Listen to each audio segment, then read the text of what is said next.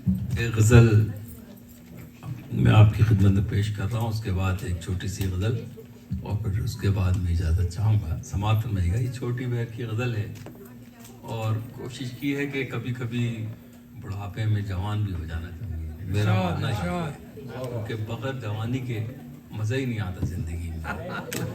जब आदमी बूढ़ा हो जाए तो समझे वो जवान है, कभी नहीं बूढ़ा हो सकता। मैंने ये गज़ल नहीं है नूर भाई, इन्हीं की नजर कर देता हूँ। ये गजल भी, इसमें एक दो शेर इन्हीं के काम के हैं। मुलाजा फरमाइएगा। अब तो गजलें सुनाना कठिन हो गया,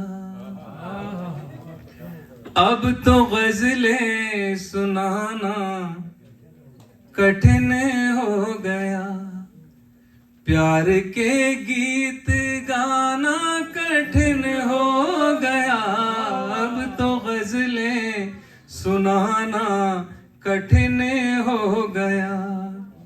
इश्क करते हैं शर्तों पे सारे हसीन, इश्क करते हैं शर्तों पे सारे हसीन, उनके दिल में समाना कठिन हो गया, अब तो गजलें सुनाना कठिन हो गया।